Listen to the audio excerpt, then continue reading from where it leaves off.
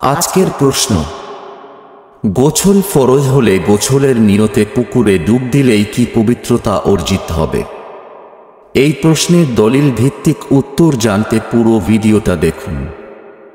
উত্তর, গোছলের সুন্নাতি নিয়ম হল গোছলের পূর্বে বিসমিল্লাহ বলে ছালাতের উযুর ন্যায় অজু করা, তারপর ফরজ গোছলের নিয়ত করে মাথায় 3 বার পানি ঢালা এবং পুরো শরীরের অন্যান্য অঙ্গ ভালোভাবে ধুয়ে গোছল করা।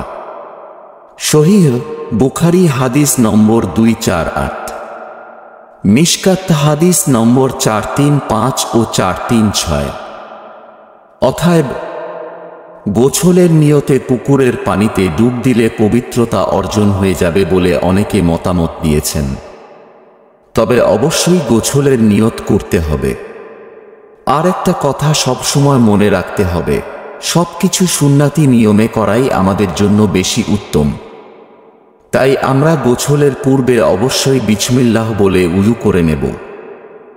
আজকের 2 নম্বর প্রশ্ন হল, অমুসলিমের রক্ত মুসলমানের দেহে প্রবেশ করানো যাবে কি?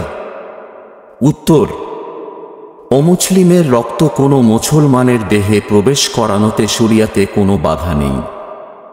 মুশরিকগণ আকীদাগত তথা বিশ্বাসগত দিক দিয়ে অপবিত্র। সূরা তওবা আয়াত 9 এবং 2:8।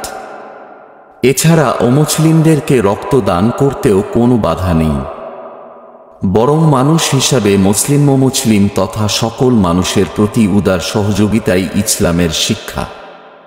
এই বিষয়ে রাসূল সাল্লাল্লাহু আলাইহি ওয়াসাল্লাম বলেন, প্রত্যেকটা প্রাণ রক্ষায় সওয়াব রয়েছে। বুখারী হাদিস নম্বর 2363, মিশকাত হাদিস নম্বর 1902।